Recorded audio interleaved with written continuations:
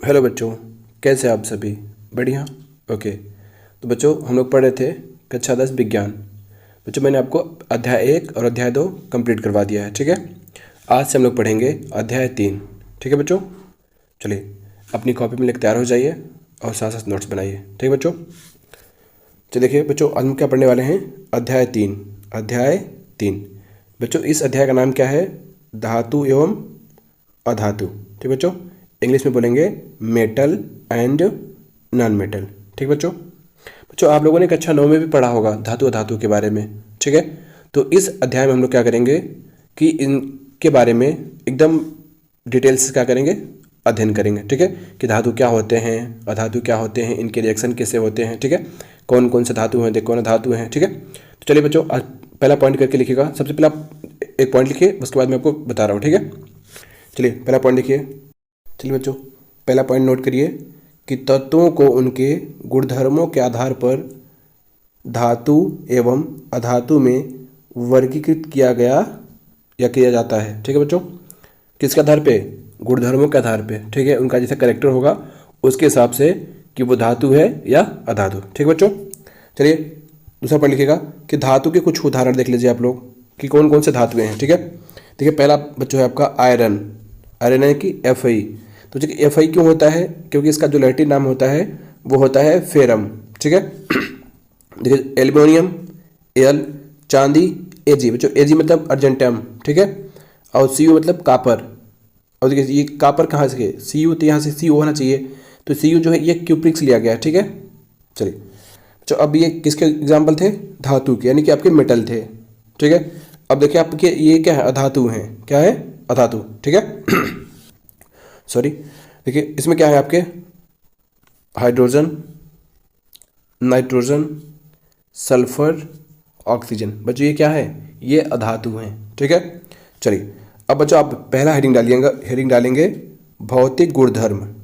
भौतिक गुणधर्म। ठीक है, चलिए अब देखिए आप लोग ऐसे कॉलम बना लीजिएगा, 3 कॉलम बनाइएगा। एक में क्या लिखेंगे? भौतिक गुणधर्म, दूसरे में धातु, तीसरे में अधातु। ठीक बच्चों, बना लिए? चलिए नोट्स बनाते रहिए। ठीक है, क्योंकि बच्चों आप अगर अपना नोट्स बनाएंगे तो ये सबसे बेस्ट है। जो आप क्वेश्चन बैंक लेंगे, जो सीरीज लेंगे, जो गाइड लेंगे, उससे ये बेस्ट है। ठीक है, चलिए क्योंकि ये आप बना रहे हैं और आप सबसे बेस्ट हो। ठीक है, चलिए देखिए बच्चों, इसमें पहला पॉइंट क्या कर रहा है कि धात्विक चमक।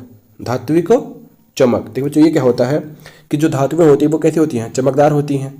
ठीक है, तो क्या अधातु में होता है या नहीं होता है, उसको हम लोग देखने वाले हैं। तो देखिए कि धातु की सतह चमकदार होती है। बच्चों आप किसी भी धातु को देखिए, उसकी जो सतह होती है, जो सरफेस होती है, वो चमकदार होती है। ठीक है, अब पुरानी सरिया मत उठा लीजिएगा कि सर जी ये तो पूरा गंदा दिख रहा है, करे चमकदार है, लेकिन जब बच्चों उसको आप काटेंगे तो वो चमकदार होगी। ठीक है ना, वो तो बस ऊपर से क्या होता है कि जंग लग जाता है। ठीक है, किसकी बच्चों? धातु क्या होती है? चमकदार होती है। ठीक है, अब देखिए कि अधातुएं चमकीली नहीं होती। जो अधातुएं होती है वो चमकीली नहीं होती है। तो आपके दिमाग में आ रहा होगा कि सर नमक तो बहुत चमकता है, तो नमक को छोड़ दीजिए बच्चों। ठीक है ना, यानी कि जो आयोडीन होती है उसको छोड़ दीजिए। देखिए क्या कह रहा है कि आयोडीन अधातु होते हुए भी क्या होती है? चमकीला होती है। ये अपवाद में है। ठीक है, चलिए दूसरा देखिए कठोरता। जो कठोरता मतलब क्या होता है कि वो कितनी मजबूत है, वो देखना है। ठीक है, देखिए क्या कह रहा है बच्चों कि धातुएं सामान्यतः कैसी होती हैं? कठोर होती हैं। ठीक है, लेकिन लिथियम, सोडियम, पोटेशियम मुलायम होते हैं।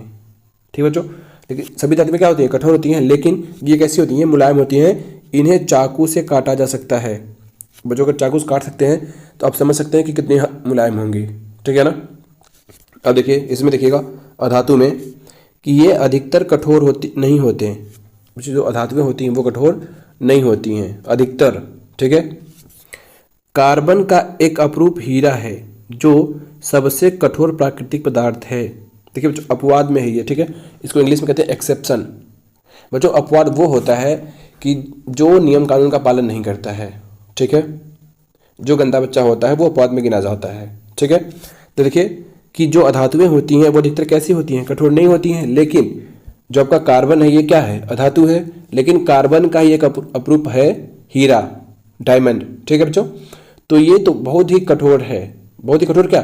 प्रकृति में पाया जाने वाला सबसे कठोर पदार्थ है हीरा। ठीक है, चलिए अगला पॉइंट लिखिएगा बच्चों।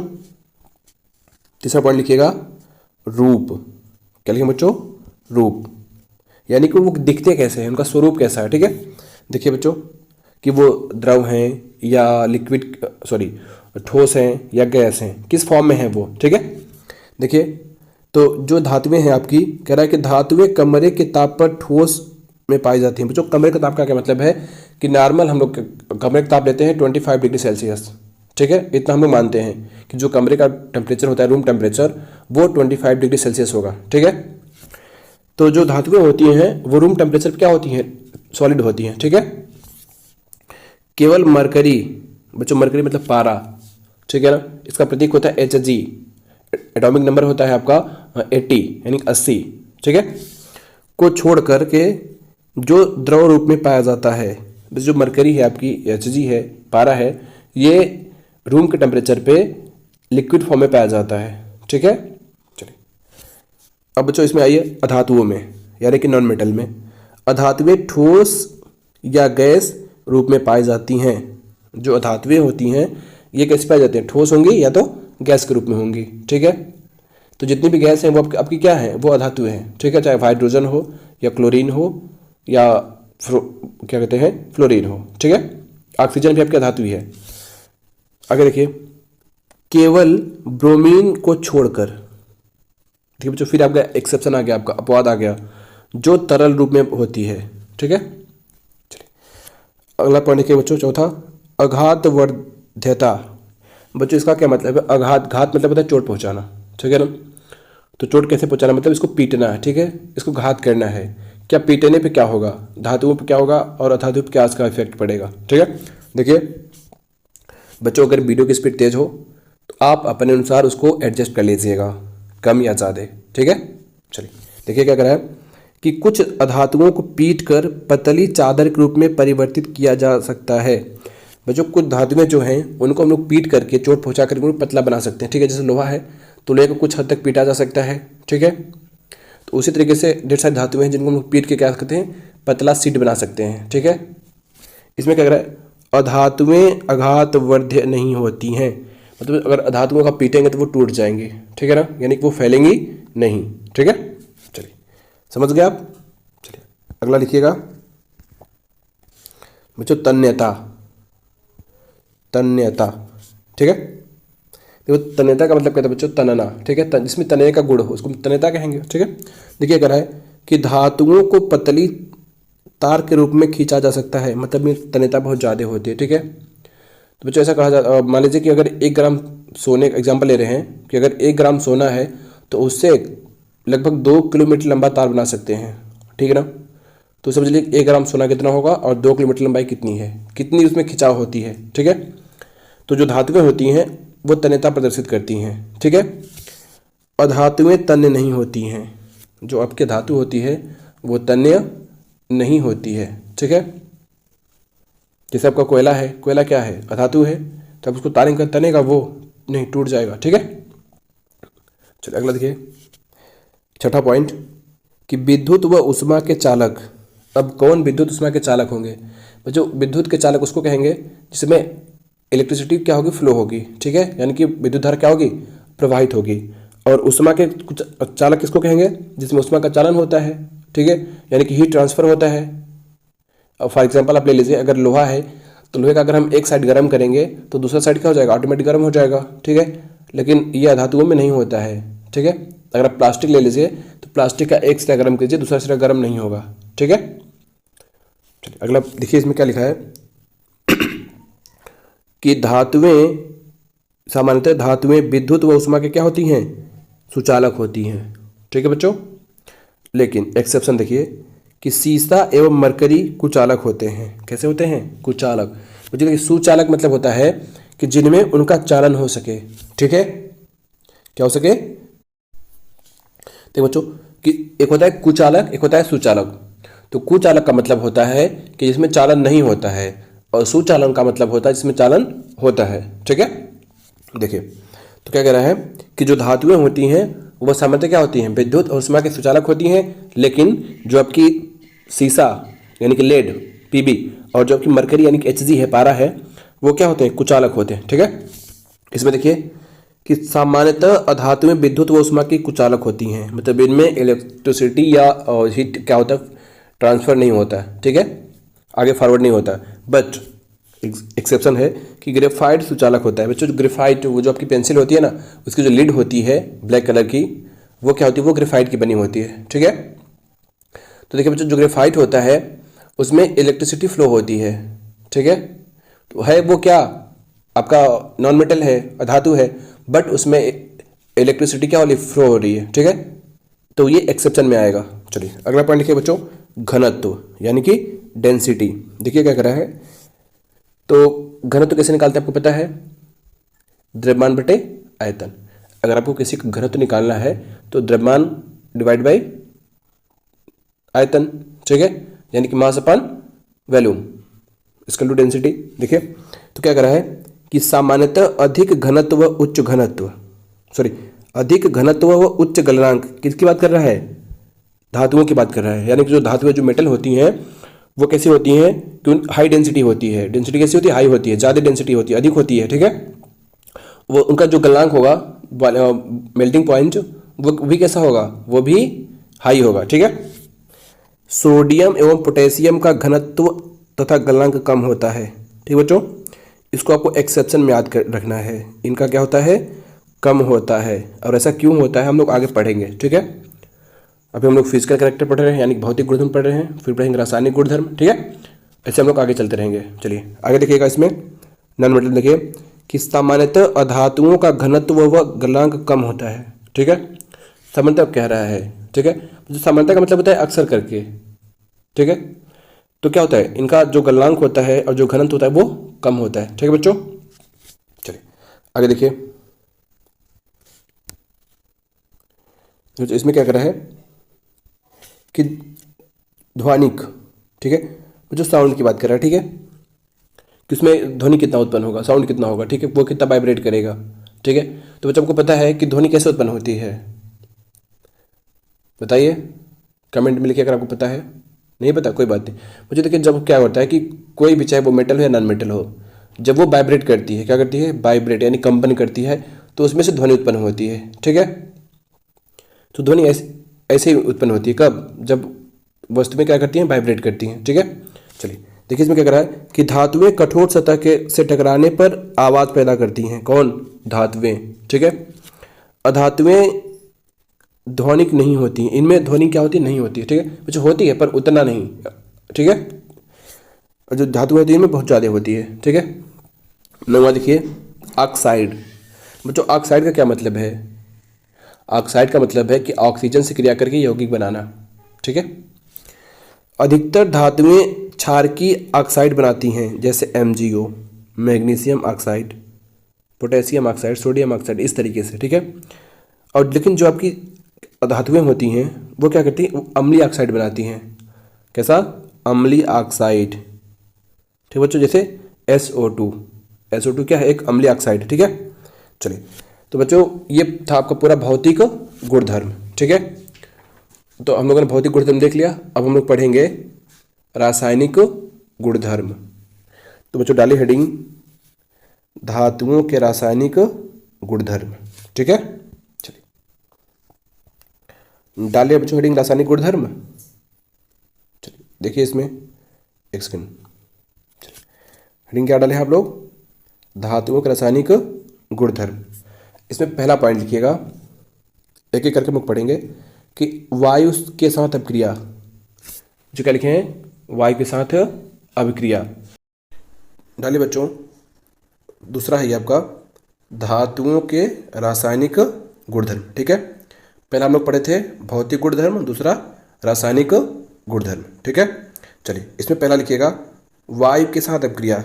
बच्चों वायु के साथ अभिक्रिया मतलब O2 से क्रिया कराना है। ठीक है, देखिए बच्चों होगा क्या कि धातुएं ऑक्सीजन के साथ अभिक्रिया करके धातु ऑक्साइड बनाती हैं। कितना सिंपल है ना, कि जो धातुएं होती हैं वो ऑक्सीजन के साथ क्रिया करके क्या बनाती हैं, धातु का ऑक्साइड। ठीक है, देखिए कैसे होगा बच्चों, आपको धातु लेना है। ठीक है, और क्या, ऑक्सीजन, तो बनेगा क्या, धातु का ऑक्साइड। देखिए कैसे बनेगा बच्चों, एग्जाम्पल देखिए, उदाहरण में लिखिए, साथ साथ कापी नोट्स करते रहिए, ठीक है। देखिए पहला आपका Cu है, क्या है Cu, कापर और ऑक्सीजन। तो अब क्रिया करेंगे क्या बन जाएगा आपका CuO। कापर का ये क्या है ऑक्साइड, इसका नाम है कापर ऑक्साइड। बच्चों ये काला लिखा हुआ है, इसका जो कलर है वो ब्लैक होगा, ठीक है। बाकी आप बैलेंस कर सकते हैं कि देखिए आप ऑक्सीजन कितना है 2 है, यहाँ कितना है सिंगल है, तो यहाँ 2 कर देंगे तो Cu 2 हो गया, तो यहाँ पे क्या कर देंगे 2, ठीक है। बैलेंसिंग तो आपको आती होगी, कक्षा 9 में पहले ध्यान पढ़ाया गया होगा, ठीक है। चलिए दूसरा देख लीजिए, आपका एल्युमिनियम है और ये क्या है ऑक्सीजन है, तो क्रिया करेगा क्या बनाएगा Al2O3, यानी कि एल्युमिनियम ऑक्साइड, ठीक है। बच्चों ये 2-3 का क्या चक्कर आपको पता है ना, कि इसकी संयोजकता एल्युमिनियम की 3 होती है जो इसके नीचे, ऑक्सीजन की 2 होती है जो इसके नीचे, तो Al2O3, ठीक है। बाकी बैलेंस करना तो आपको आता ही है, ठीक है। चलिए अगर नहीं आता है तो कमेंट करिए, मैं आपको बताऊंगा, ठीक है। चलिए आगे देखिए बच्चों, एक और एग्जाम्पल देख लीजिए कि Mg यानी कि मैग्नीशियम और ऑक्सीजन, तो बताइए क्या हो जाएगा MgO हो गया, तो बैलेंस तो आता ही है ना, तो ये क्या हो जाएगा मैग्नीशियम ऑक्साइड, ठीक है बच्चों। चलिए देखिएगा कि धातुएं ऑक्सीजन के साथ अलग अलग तरह से अपक्रिया दिखाती हैं, यानी कि जो धातुएं हैं वो ऑक्सीजन के साथ जैसे क्रिया करेंगी तो अलग अलग धातुएं अलग अलग तरीके से क्या करती हैं अपक्रिया दिखाती हैं, ठीक है। लिखिए पॉइंट करके कि सोडियम और पोटेशियम, सोडियम और पोटेशियम, बच्चों सोडियम का परमाणु क्रमांक और पोटेशियम का परमाणु क्रमांक कमेंट बॉक्स में लिख करके तुरंत आइए आगे। चलिए आगे देखिए, वायु में आकस्मिक मतलब अचानक से आग पकड़ लेते हैं, जिसे रोकने के लिए इन्हें केरोसिन तेल में डुबो कर रखा जाता है, ठीक है बच्चों। चलिए आगे देखिए क्या लिखा है कि Mg magnesium, aluminium, zinc, lead, ठीक है बच्चों। ये क्या है, ये धातु है आपकी, वायु के साथ धीरे अपक्रिया करते हैं, ठीक है, स्लो रिएक्शन होता है। इन धातुओं पर ऑक्साइड की परत चढ़ जाती है, जब ये धातु से क्रिया करेंगे तो क्या चढ़ जाएगा, इन पे धातु का एक परत चढ़ जाएगा ऑक्साइड का, ठीक है ना। अगला पॉइंट लिखिएगा मुझे, ये स्टार करके लिखिए या पॉइंट करके लिखिए, कोई दिक्कत नहीं, ठीक है ना। तो Fe जो आयरन लोहा वायु में गर्म करने पर प्रज्वलित नहीं होता, यानी कि इसमें ज्वाला नहीं निकलती है, लेकिन ज्वाला में लौह चूर्ण डालने पर वह तेजी से जलने लगते हैं। अगर आप क्या कर देंगे कि लोहे का बुरादा जो होता है, ठीक है, लौह चूर्ण मतलब लोहे का बुरादा, अगर उसको हम क्या करेंगे कि ज्वाला में डालेंगे तो क्या होगा, वो जलने लगेगा तेजी से, ठीक है। चलिए ये देखिए Cu यानी कापर भी प्रज्वलित नहीं होता, जलता नहीं है, लेकिन उस पर काले रंग का या काले रंग के कापर ऑक्साइड की परत चढ़ जाती है। बच्चों देखिए अगर आपके घर में कापर का तार होगा, ठीक है ना, तो आप उसको क्या करिए कि जलाइए, तो जलाने क्या होगा कि जो आपका कापर का तार होगा, ठीक है, वो कैसा हो जाएगा, वो काला हो जाएगा, ठीक है। आगे देखिए Ag चांदी, Au सोना, ठीक है। जो मैंने Ag का बताया अर्जेंटम होता है और Au का होता है अयूरम, यानी कि जिसका जो लैटिन नाम है वो क्या है अयूरम है, ठीक है। ऑक्सीजन के साथ अपक्रिया नहीं करते, यानी कि जो आपका चांदी सोना होता है ये ऑक्सीजन के साथ रिएक्शन नहीं करते हैं, ठीक है। चलिए आगे क्या कर रहा है, उभयधर्मी ऑक्साइड। देखिए बच्चों ये भी हम लोग जो पढ़े हैं वो अम्लीय ऑक्साइड थे और क्षारीय ऑक्साइड, ठीक है। तो अब ये जो आपके ये थे ये कैसे ऑक्साइड थे बताइए, मैंने अभी ऊपर बताया आपको ना कि ये कैसे ऑक्साइड हैं, अम्लीय, बताइए ये कैसे ऑक्साइड हैं, अभी जो ऊपर मैंने पढ़ाया है ये सारे, ये कैसे ऑक्साइड है बताइए, जो भी ऑक्साइड बने हैं ये कैसे ऑक्साइड हैं, अम्लीय हैं या क्षारीय हैं, ये आपके क्षारीय ऑक्साइड हैं। मैंने अभी ऊपर बताया था भौतिक गुणधर्म में कि जो धातुएं होती हैं ये कैसी ऑक्साइड बनाती हैं, ये क्षारीय बनाती हैं, लेकिन जो अधातुएं होती हैं वो अम्लीय ऑक्साइड बनाती हैं, MgO क्षारीय ऑक्साइड। उसी तरीके से SO2 सल्फर जो है आपका वो कैसा बनाएगा, अम्लीय बनाएगा, ठीक है बच्चों। चलिए अब देखिए हेडिंग डालिएगा, उभयधर्मी ऑक्साइड, कौन सा ऑक्साइड, उभयधर्मी ऑक्साइड, ठीक है बच्चों, थोड़ा मैं ऊपर ले रहा हूँ। चलिए डालिए हेडिंग उभयधर्मी ऑक्साइड। देखिए बच्चों, इसका क्या मतलब है, उभयधर्मी का मतलब क्या है, जो उभय का मतलब होता है जो दोनों में होता है, ठीक है। जैसे आप लोगों ने छोटे कक्षा में पढ़ा होगा कि जलचर और स्थलचर। तो जो जल में पाए जाते हैं प्राणी उनको जलचर कहते हैं, जो जमीन पर होते हैं उसको स्थलचर कहते हैं, लेकिन जो दोनों में पाए जाते हैं वो उभयचर होते हैं। उसी तरीके से जो अम्लीय ऑक्साइड और क्षारीय ऑक्साइड दोनों दिखाएंगे उनको हम लोग क्या कहेंगे, उभयधर्मी ऑक्साइड, ठीक है। ये वे धातु ऑक्साइड जो अम्ल तथा क्षार दोनों से क्रिया करते हैं और लवण और जल उत्पन्न करते हैं उन्हें क्या कहेंगे, उभयधर्मी ऑक्साइड। एग्जाम्पल देखिए, जो एल्युमिनियम का ऑक्साइड है, ये देखिए एल्युमिनियम क्या धातु है, ये ऑक्साइड है। तो क्या कर रहा है, ये HCl ये अम्ल है, क्या है, अम्ल है, हाइड्रोक्लोरिक अम्ल, एक प्रबल अम्ल है, ठीक है। तो इसके साथ रिएक्शन करेगा, क्या करेगा, रिएक्शन करेगा, अभिक्रिया करेगा। तो बनाएगा क्या, देखिए AlCl3 aluminium chloride, aluminium chloride. ये आपका ये एक लवण है, क्या है बच्चों, लवण है, ठीक है ना। तो देखिए अब लवण कैसे बना, क्योंकि ये अम्ल है और ये क्या है, सॉरी ये अम्ल है और ये क्षार है, क्योंकि ये क्षारी तो है ना। मैंने क्या बताया कि जो भी धातुएं होती हैं ये कैसे ऑक्साइड बनाती हैं, ये क्षारी ऑक्साइड बनाती हैं। तो ये क्षारी है और ये अम्ल है, ये अम्ली है। तो अम्ल क्षार जब मिलेंगे तो क्या बनेगा, लवण बनेगा, लवण और जल। मैंने आपको दूसरे चैप्टर में पढ़ाया था ना कि अम्ल और क्षार को मिलने से क्या बनता है, लवण और जल। वही प्रोसेस यहाँ भी हो रहा है, ठीक है। चलिए, अगर आप लोग दूसरा अध्याय अच्छे से पढ़े होंगे तो यहाँ पर आपको अच्छे समझ में आ रहा होगा, ठीक है। देखिए तो क्या बनेगा, एल्युमिनियम क्लोराइड, ये लवण है और क्या बनेगा, जल। बाकी रिएक्शन आपको अच्छे से आता ही है, ठीक है। दूसरा देखिएगा, उसी तरीके से यही एल्युमिनियम ऑक्साइड जो कैसा है, क्षारी है, ये क्षार के साथ भी क्रिया कर रहा है। क्षारी होने के बाद भी क्या कर रहा है, क्षार के साथ क्रिया कर रहा है, क्योंकि सोडियम हाइड्रोक्साइड क्या है, एक क्षार है, ठीक है। ये भी प्रबल क्षार है, ठीक है। देखिए तो बनाएगा क्या, NaAlO2, ये बच्चों ये क्या बन गया, सोडियम एल्यूमिनेट। देखिए नाम लिखा हुआ है सोडियम एल्यूमिनेट, ठीक है। जो लवण है ये, और क्या बनेगा, जल, ठीक है। चलिए अब ये पहला पॉइंट हो गया आपका। अब डालिए दूसरा पॉइंट इसमें। देखिए पहले हम लोग पढ़े हैं कि ऑक्सीजन के साथ अभिक्रिया, अभी दूसरा डालिए हेडिंग, जल के साथ अभिक्रिया, ठीक है बच्चों। चलिए डालिए हेडिंग, जल के साथ अभिक्रिया। देखिए क्या कह रहा है कि अगर जल के साथ अभिक्रिया कराएंगे तो क्या होगा कि धातु प्लस जल, तो क्या बनाएगा, धातु का ऑक्साइड और हाइड्रोजन, ठीक है। अगर फिर वही ये जो धातु का ऑक्साइड है फिर इसको जल से क्रिया करा दिए तो क्या बन जाएगा, धातु का हाइड्रोक्साइड, ठीक है। चलिए मैं थोड़ा सा डायग्राम दिखा के सबको समझा रहा हूँ, फिर आगे ले चलता हूँ, ठीक है। देखिए कैसे,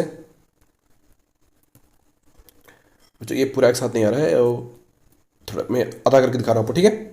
देखिए कैसे, जो ये आपका पहला है, देखिए ये धातु है, क्या है, धातु, क्योंकि हम लोग रिएक्शन किसके पढ़े, धातु की रिएक्शन पढ़े ना, कि धातु रिएक्शन किससे किससे हो रहा है। देखिए अगर धातु का रिएक्शन करवाते हैं किससे, सोडियम पोटेशियम कैल्शियम से, तो कब होगा रिएक्शन, ये कंडीशन यहाँ पे बता रहा है कि ये रिएक्शन कब होगा, कि ठंडे जल के साथ क्रिया करेंगे। यानी कि जो आपकी ये हैं सोडियम पोटेशियम और कैल्शियम, बच्चों देखिए हम लोग अभी हेडिंग क्या डाले हैं कि जल के साथ अभिक्रिया। तो ये जो धातु है सोडियम पोटेशियम कैल्शियम, क्या है, ये धातु है, ये क्रिया किससे करेंगे, ठंडे जल से। किससे करेंगी, ठंडे जल से क्रिया करेंगे, अन्यथा किसी से नहीं करेंगी। कंडीशन क्या है इनके लिए कि जल कैसा होना चाहिए, ठंडा होना चाहिए, ठीक है ना, कोल्ड वाटर। अगर इसकी बात करते हैं इन तीनों की, एल्युमिनियम की, आयरन की और जिंक की, तो कह रहे ये केवल वाष्प से क्रियाशील हैं। यानी कि अगर जल का वाष्प होगा, यानी कि जल वाष्प के रूप में होगा, तब ये अभिक्रिया करेंगे, अन्यथा क्रिया नहीं करेंगे, ठीक है। उसी तरीके से जो आपका Mg है, मैग्नीशियम है, ये क्या कह रहा है कि ये गर्म जल के साथ क्रिया करेगा। ये आपकी क्या है, धातु है, और धातु क्या कर रही है, Mg जो है ये गर्म जल के साथ क्या कर रही है, अभिक्रिया कर रही है, ठीक है। उसी तरीके से आपके और जो धातुएं हैं, यहाँ देखिए कि ये PbCu Au और Ag, यानी कि लेड, कॉपर और चांदी, सोना, ये क्या है, सोना चांदी बच्चों, ये सोना है, ये चांदी, ठीक है। ये जल के साथ कोई अभिक्रिया नहीं करती हैं, नो रिएक्शन, ठीक है। और यहाँ पे देखिए कैल्शियम मैग्नीशियम, कैल्शियम और मैग्नीशियम एक ही ग्रुप के हैं, ठीक है। जल के साथ अभिक्रिया करने पर तैरने लगते हैं, यानी कि जब ये इनको जल में डाला जाएगा, रिएक्शन किया जाएगा, तो ये जल के ऊपर क्या करेंगे, तैरने लगते हैं, ठीक है। क्योंकि हाइड्रोजन गैस के बुलबुले धातु के साथ क्या हो जाते हैं, चिपक जाते हैं। अब ये हाइड्रोजन गैस कहाँ से आ गया, जो जल में था H2O, तो उसी का जो हाइड्रोजन गैस होता है वो क्या होता है, इनके चिपक जाता है बुलबुले के रूप में। जब चिपक जाएगा तो ये ऊपर आके स्विमिंग करने लगेंगे, ठीक है, तैरने लगेंगे। चलिए आगे देखिए, एग्जाम्पल देख लीजिए बच्चों, ठीक है।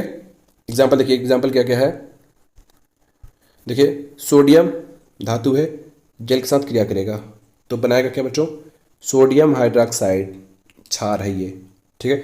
सबके नाम आपको अपने कॉपी में लिखना है। मैं जितने भी नाम बोल रहा हूँ, एक भी ऐसा कंपाउंड नहीं होगा या एलिमेंट नहीं होगा जिसका मैं नाम नहीं बता रहा हूँ, ठीक है। तो आप अपनी कॉपी में हर एक कंपाउंड का, हर एक एलिमेंट का आप क्या करेंगे, नाम लिखेंगे, ठीक है ना। चलिए, तो ये बच्चों सोडियम है आपका, और ये क्या है, हाइड्रोजन ऑक्साइड यानी कि जल, ठीक है। तो देखिए बच्चों, इसको हम लोग हाइड्रेट भी कहते हैं, ठीक है ना, हाइड्रेटो, जल को हम लोग हाइड्रेट कहते हैं। तो जब ये रिएक्शन करेंगे तो क्या बनेगा, सोडियम हाइड्रोक्साइड, सोडियम हाइड्रोक्साइड, जो OH जो है OH, तो OH को हम लोग कहते हैं हाइड्रोक्साइड, क्या कहते हैं, हाइड्रोक्साइड, ठीक है। तो और देखिए बनेगा क्या, H2 गैस, क्या बनेगा, H2 गैस, और साथ में क्या बनेगा, उष्मा निकलेगी, ठीक है बच्चों। ये उष्मा क्षेपी या उष्मा शोषी क्रिया है, कमेंट करके बताइएगा, ये कौन से क्रिया में आएगी, उष्मा क्षेपी या उष्मा शोषी, कमेंट करके बताइए जल्दी से। चलिए तब तक दूसरा मैं बता रहा हूँ आपको, कैल्शियम है और जल, अब क्रिया करेंगे आपस में तो क्या बनाएगा, कैल्शियम हाइड्रोक्साइड। जिस तरीके से सोडियम हाइड्रोक्साइड बना उसी तरीके से क्या बनेगा, कैल्शियम हाइड्रोक्साइड। अब आपके दिमाग में आ रहा होगा कि यहाँ पे 2 नहीं लिखा गया, यहाँ पे 2 लिख दिया गया, क्यों लिख दिया गया, क्यों बताइए, क्योंकि जो आपका सोडियम है इसकी संयोजकता बैलेंसी कितनी है, +1 है, और जो कैल्शियम है इसका +2, ठीक है। चलिए, और क्या बनेगा, H2 यानी कि हाइड्रोजन गैस। उसी तरीके से आपका ये भी बनेगा, और ये भी, और ये भी, ठीक है।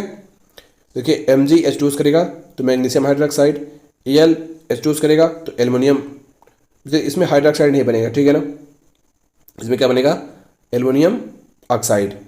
उसी तरीके से Fe अगर H2O करेगा तो क्या बनेगा, फेरिक ऑक्साइड, ठीक है। देखिए बच्चों, sodium hydroxide, calcium hydroxide, magnesium hydroxide, aluminium oxide, और ये फेरिक ऑक्साइड, ठीक है बच्चों। 2 हो गया। अब डालिए हेडिंग तीसरा, धातुओं की तनु अम्ल के साथ क्रिया, धातुओं की तनु अम्ल के साथ क्रिया। बच्चों तनु का मतलब क्या होता है बताइए जल्दी से, क्या होता है तनु का मतलब, तनु किसी का नाम नहीं है, ठीक है ना, ये तनु नहीं, ये तनु है, ठीक है। चल देखिए क्या हो जाएगा इसमें, डालिए हेडिंग ना, गुड। धातुओं की तनु अम्ल के साथ अभिक्रिया, हेडिंग हो गई। चलिए लिखिए, धातु प्लस तनु अम्ल ये क्रिया कर रहे हैं, ठीक है। यानी कि जब हम लोग धातुओं की तनु अम्ल से क्रिया कराते हैं तो क्या बनता है, लवण बनेगा और हाइड्रोजन गैस। अध्याय 2 याद आ रहा है, ये सब पढ़ा दिया गया है, ठीक है। देखिए कैसे, उदाहरण एग्जाम्पल देख लीजिए कि Fe आपकी धातु है और HCl क्या है, अम्ल है, प्रबल अम्ल। वो जो तनु का मतलब क्या होगा कि इसमें H2O की मात्रा ज़्यादा होगी, ठीक है ना। तनु का मतलब होता है पतला, उसकी सांद्रता क्या होगी, कम होगी, ठीक है। तो देखिए बच्चों बनेगा क्या कि जो ये Fe है ये Cl से क्रिया कर लेगी तो क्या बनेगा, FeCl2, और क्या हो जाएगा, H2। बच्चों इसके बाद हम लोग पढ़ेंगे इस टॉपिक के बाद रासायनिक श्रेणी, ठीक है। तो उसमें देखिए होगा क्या, रिएक्टिविटी सीरीज में क्या होगा, सक्रियता श्रेणी में ये जो अभी हम लोग रिएक्शन पढ़ रहे हैं कि जो ये Fe है Cl से क्रिया क्यों कर रहा है वो उसमें आपको पता चल जाएगा। देखिए होता क्या है एक्चुअल में, इसमें हो रहा है विस्थापन अभिक्रिया। कौन सी अभिक्रिया, विस्थापन अभिक्रिया, डिस्प्लेसमेंट रिएक्शन। कैसे हो रहा है कि देखिए जो आयरन है ये क्या कर रहा है कि H2 को विस्थापित कर रहा है, H2 क्या कर रहा है, विस्थापित कर रहा है, और H2 को विस्थापित करने मतलब H2 को हटा रहा है और खुद आके बैठ जा रहा है, तो बना क्या रहा है, FeCl2 यानी कि फेरिक क्लोराइड, ठीक है ना। और क्या बनेगा, ऑक्सीजन, सॉरी हाइड्रोजन गैस। उसी तरीके से ये भी हो रहा है, ठीक है, ये भी वही हो रहा है और इसमें भी वही हो रहा है, ठीक है। इसमें कोई दिक्कत नहीं, आप समझ सकते हैं अपने से। चलिए अब देखिए क्या रहा है कि CuAg और Hg, CuAg और Hg तनु अम्लों के साथ क्रिया नहीं करते हैं। समझ में बच्चों कि ये सब तो कर रहे हैं लेकिन आपके जो ये हैं तीनों, ये तीनों क्या कर रहे हैं, क्रिया नहीं कर रहे हैं। तो किसके साथ, तनु अम्ल के साथ केवल। ठीक है, चलिए आगे लिखिए। अगला पॉइंट क्या लिखेंगे आप लोग, धातुओं की अन्य धातु लवणों के साथ अभिक्रिया, यानी कि जो आपके मेटल हैं वो जब आपके मेटल सॉल्ट से रिएक्शन करेंगे तो क्या होगा। ठीक है, देखिए कि अगर ये हमारी धातु है, ठीक है, ये लवण का विलयन है और ये क्या बनेगा, लवण का विलयन। ठीक है, और प्लस धातु। अब देखिए इसको कैसे समझेंगे हम लोग, यहाँ लिखिए कॉपी में कि अधिक अभिक्रियाशील धातुएं अपने से कम क्रियाशील धातुओं को उनके यौगिक के विलयन से विस्थापित कर देती हैं। इसका क्या मतलब है बच्चों, अभी मैं आपको एक सीरीज दिखा रहा हूँ, ठीक है, एक श्रेणी दिखा रहा हूँ, बस आपको उसको ध्यान से समझना है। ठीक है, यह धातुओं की सक्रियता श्रेणी पर आधारित है। अब यही सक्रियता श्रेणी आपको पढ़ना है।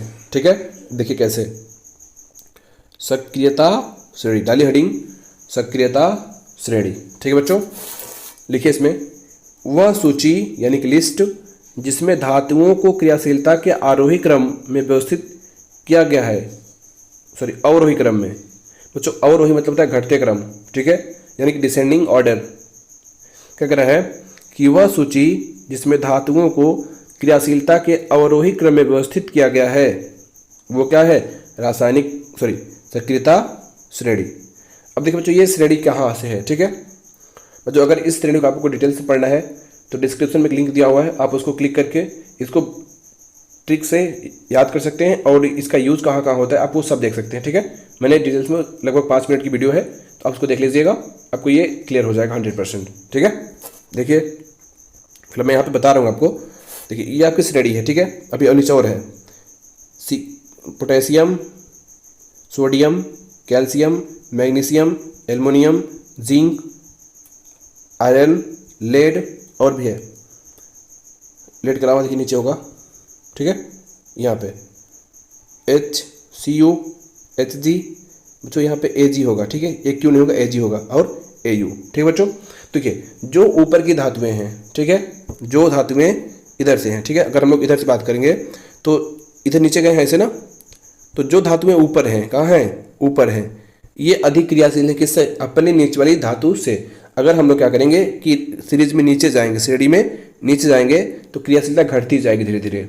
जो ऊपर के हैं ये अधिक क्रियाशील हैं, तो होगा क्या बच्चों कि ये क्या, जिसमें अगर एग्जाम्पल हम लेते हैं कि सोडियम और पोटेशियम की बात करते हैं, ठीक है, ये पोटेशियम और ये सोडियम, तो मतलब पूछा कि इनमें से ज़्यादा क्रियाशील कौन है, तो सीरीज में ऊपर कौन है, पोटेशियम है ना, तो पोटेशियम क्या होगा, ज़्यादा क्रियाशील होगा। तो ये क्या करेगा, सोडियम या किसी को भी अपने से नीचे किसी भी धातु को विस्थापित कर देगा। ठीक है, उसके यौगिक से क्या करेगा, विस्थापित कर देगा। ठीक है, अगर एग्जाम्पल लेते हैं, जो दूसरा एग्जाम्पल ले रहे हैं, मान लीजिए कैल्शियम दिया हुआ है और जिंक दिया हुआ है, कैल्शियम और जिंक, तो बताइए इसमें कौन ज़्यादा क्रियाशील है, कैल्शियम है ना, कौन है, कैल्शियम। क्यों, क्योंकि सीरीज में ये ऊपर आ रहा है और जो ऊपर आएगा वो अधिक क्रियाशील होगा और अपने से नीचे वाले धातु को क्या करेगा, उसके यौगिक से विस्थापित कर देगा। ठीक है बच्चों, समझ में आ गया। तो बच्चों ये सीरीज कैसे याद करना है, मैंने एक डिस्क्रिप्शन लिंक दिया हुआ है, आप उसको क्लिक करके देख लीजिएगा, 100% हमेशा याद हो जाएगा। ठीक है, बहुत ही मज़ेदार ट्रिक बनाया है मैंने और लगभग 5 मिनट की वीडियो है, तो उसमें मैंने और भी समझाया हुआ है इसके बारे में। ठीक है, चलिए आगे देखिएगा, बाकी इसमें तो मैं आपको पढ़ा ही रहा हूँ, आप वहाँ से भी देख लीजिएगा एक बार। डालिए हेडिंग बच्चों, 5वीं हेडिंग डालेंगे, धातुओं की धातुओं के साथ अभिक्रिया, यानी धातुओं की अधातुओं के साथ क्रिया, यानी कि धातु और अधातु के आपस में क्या कराना, रिएक्शन कराना है, तब क्या होगा। ठीक है, जब दोनों आमने सामने आएंगे, मेटल और नॉन मेटल। देखिए क्या होता है, लिखिए कि तत्वों की अभिक्रियाशीलता संयोजकता कोष को पूर्ण करने की प्रवृत्ति के रूप में समझी जा सकती है। अब जो ये क्या कह रहा है, ये तो कुछ नया आ गया, पढ़ने जाते कुछ और आ गया कुछ और, नहीं, इसको समझ लीजिए पहले कि अगर हम लोग बात करते हैं कि कौन सी धातु ज़्यादा अभिक्रियाशील है या कौन सी कम है, तो इसको कैसे हम लोग डिफाइन करेंगे कि ये वाली ज़्यादा है या ये वाली कम अभिक्रियाशील है। तो उसको समझने के लिए हम क्या करेंगे कि जो तत्व हैं उनका जो बाहरी कोष होता है उसको भरने का जो नियम होता है, जो प्रवृत्ति होती है, उसके रूप में हम लोग देख सकते हैं। ठीक है, अभी आपको पढ़ा जाएगा इलेक्ट्रॉनिक विन्यास, क्या पढ़ा जाएगा, इलेक्ट्रॉनिक विन्यास, अभी पढ़ा रहा हूँ मैं आपको, ठीक है। तो इलेक्ट्रॉनिक विन्यास आप लोग जब सीख जाएंगे तो समझ जाएंगे कि कौन ज़्यादा क्रियाशील है और कौन कम। चलिए सीखते हैं क्या, इलेक्ट्रॉनिक विन्यास, ठीक है, इंग्लिश में कहते हैं इलेक्ट्रॉनिक कॉन्फ़िगरेशन। देखिए तो लिखिए यहाँ पे, पहले थोड़ा लिख लीजिए फिर आपको दिखा रहे हैं कि धातु के परमाणु अपने संयोजकता कोष में इलेक्ट्रॉन त्याग करते हैं। अब इसको आप याद कर लीजिए या रट लीजिए, जो भी आप समझे वो कर लीजिए कि जो धातु होते हैं वो इलेक्ट्रॉन का त्याग करते हैं। क्या करते हैं, इलेक्ट्रॉन का त्याग करते हैं, ठीक है, या इलेक्ट्रॉन लूज करते हैं इंग्लिश में, ठीक है। कैसे भी आप बस याद करिए कि जो धातुएं होती हैं वो इलेक्ट्रॉन क्या करती हैं, त्याग करती हैं, ठीक है। क्यों करती हैं समझा रहा हूँ, ठीक है। और धनायन बनाते हैं। जो धातु क्या करेगा, जो इलेक्ट्रॉन देगा, देने वाला हमेशा क्या होता है, पॉजिटिव होता है, वो धनायन होता है, ठीक है। देता कौन है, जो धनी होता है, और जो देगा वही तो धनायन कहलाएगा, ठीक है। और जो लेगा वो क्या हो जाएगा, तो ऋणायन हो जाएगा, ऋणी हो जाएगा, कर्जदार हो जाएगा। अतः धातुएं या धातु के परमाणु संयोजकता कोष में इलेक्ट्रॉन ग्रहण कर ऋणायन बनाते हैं। सॉरी बच्चों, ये क्या कह रहा है कि जो अधातु होते हैं, क्या अधातु, देखिए जो धातु होते हैं वो इलेक्ट्रॉन त्याग करते हैं और धनायन बनाते हैं। लेकिन जो अधातुएं होती हैं, नॉन मेटल, वो क्या करती हैं, इलेक्ट्रॉन को ग्रहण करती हैं। क्या करती हैं, ग्रहण करती हैं, लेती हैं, और लेने पे क्या बन जाएंगी, ऋणायन। तो जो दिया वो धनायन और जो लिया वो ऋणायन। तो आप एज ए फैक्ट याद कर लीजिए कि जो धातुएं होती हैं वो इलेक्ट्रॉन त्याग करती हैं और धनायन बनाती हैं, और जो अधातुएं होती हैं वो इलेक्ट्रॉन ग्रहण करती हैं और ऋणायन बनाती हैं, ठीक है। चलिए एग्जाम्पल देखिए आप यहाँ से। बच्चों अगर वीडियो की स्पीड तेज हो तो मैं आपसे पहले भी कह चुका हूँ और फिर कह रहा हूँ कि आप वीडियो की स्पीड अपने अनुसार सेट कर लीजिए, ठीक है, लेकिन नोट्स जरूर बनाइए। 100% कंपल्सरी है नोट्स बनाना, ठीक है। देखिए पहला है NaCl का निर्माण। बच्चों NaCl है, ठीक है, इसमें आपका Na क्या है, धातु है, और Cl क्या है, अधातु है। तो ये धातु अधातु क्रिया किए हैं और बना लिए क्या, NaCl। तो ये क्रिया हुआ कैसे, कि धातु ने धातु से क्रिया क्यों किया, ठीक है, कर लिया, अच्छी बात है, पर क्यों किया आज हम लोग समझ के रहेंगे कि क्यों किया धातु ने धातु से क्रिया, ठीक है। देखिए ये क्या है बच्चों, आपका सोडियम, क्या है, सोडियम। सोडियम का इलेक्ट्रॉनिक विन्यास करेंगे, और इलेक्ट्रॉनिक विन्यास करने से पहले हम लोग देखेंगे कि सोडियम का परमाणु क्रमांक कितना होता है। तो बताइए कितना होता है सोडियम का परमाणु क्रमांक, एटॉमिक नंबर 11 यानी कि 11, ठीक है। कितना होता है, 11, ठीक है। बच्चों अगर आपको इलेक्ट्रॉनिक विन्यास नहीं आता है, ठीक है, तो इस वीडियो के डिस्क्रिप्शन में एक लिंक मैं दे रहा हूँ, ठीक है, तो आप वो उस पर क्लिक करके इलेक्ट्रॉनिक विन्यास सीख लीजिएगा, ठीक है। बहुत ही आसान तरीके से मैंने पढ़ाया हुआ है इलेक्ट्रॉनिक विन्यास, ठीक है। तो मैं यहाँ भी समझा रहा हूँ आपको, समझिए कि देखिए ये क्या है, सोडियम, ठीक है। तो सोडियम में का परमाणु क्रमांक कितना होता है, 11। इसमें कक्षाएं कितनी होती है, 3 होती हैं, कितनी, 3, ठीक है। तो बच्चों जो पहली कक्षा होती है उसमें अधिकतम 2 इलेक्ट्रॉन होते हैं, कितने, 2 इलेक्ट्रॉन। उसके बाद जो दूसरी कक्षा होती है उसमें अधिकतम 8 इलेक्ट्रॉन होते हैं, कितने, 8। और जो तीसरी होती है उसमें 18, कितने, 18, कितने होते हैं, 18, यानी कि 2, 8, 18। अब समझिए यहाँ पे देखिए बच्चों, ये पहली कक्षा है, ये दूसरी कक्षा है, और ये तीसरी कक्षा है। देखिए पहली कक्षा कितना है, 2 पूरे हैं, दूसरी कक्षा में 8 भी पूरे हैं, तीसरी में होना चाहिए 18, पर है कितने, 1, कमी कितने की, 17 की। तो क्या ये पॉसिबल है कि वो 17 ले ले और कक्षा को पूरा कर ले, नहीं। अब देखिए होगा क्या कि जो ये 1 इलेक्ट्रॉन बाहर वाले कक्षा में है, ठीक है ना, ये इसको क्या करेगा, त्याग कर देगा, क्योंकि ये इसके पास एक्स्ट्रा में, फालतू में है। तो ये क्या करेगा, एक को क्या करेगा, त्याग कर देगा, दे देगा, और क्या बना लेगा, Na पॉजिटिव। देखिए बच्चों ये धनायन बन गया ना, क्या बन गया, धनायन। कैसे, एक इलेक्ट्रॉन, और इलेक्ट्रॉन से निगेटिव होता है उसको क्या कर दिया, दे दिया है। तो देखिए क्या बन गया, सोडियम धनायन बन गया है। तो देखिए किस तरीके से इलेक्ट्रॉन त्याग किया और किस तरीके से धनायन बन गया। अगर ये 2 इलेक्ट्रॉन त्याग करता, कितना, 2, तो इस पर 2 प्लस चार्ज आता, 3 करता तो 3 आ जाता, ठीक है, 4 नहीं आएगा, ठीक है, 4 नहीं आता है, समझ लीजिए। क्यों नहीं आता है मैं उस पर बाद में बता दूंगा, ठीक है। अभी अगर यहीं शुरू हो जाऊंगा तो वीडियो बहुत लंबी हो जाएगी, ठीक है। चलिए अगर आगे आएगा तो मैं बता दूंगा। चलिए आगे देखिएगा, ये किसका हो गया, सोडियम का हो गया। अब देखिए Cl की बात करते हैं, किसकी, Cl की, ठीक है। देखो Cl का क्या होगा कि Cl का परमाणु क्रमांक होता है 17। कितना? 17। आपको याद होना चाहिए कम से कम 30 तक, ठीक है। देखिए तो ये हो गया 17। तो अब देखिए होगा क्या, ये कक्षा में हम क्या बताए हैं कि पहली कक्षा में कितने इलेक्ट्रॉन चाहिए? 2 चाहिए। कितने? 2। दूसरे में कितने चाहिए? 8। कितने चाहिए? 8। तीसरे में कितने चाहिए बच्चों? 18। ये 3 कक्षा है ना, 1 2 3 है ना, 3 है ना। तो अब देखिए चाहिए कितना इसको? 18। तो जो 18 से पहले हम लोग क्या, अभी जब आप इलेक्ट्रॉनिक विन्यास पढ़ेंगे तो पढ़ेंगे अष्टक नियम, ठीक है ना। तो देखिए जो बाहरी कक्षा है तो इसमें कम से कम 8 होना चाहिए, ठीक है ना। 18 तो बाद में लिखेंगे, पहले देखेंगे 8। कितना? 8।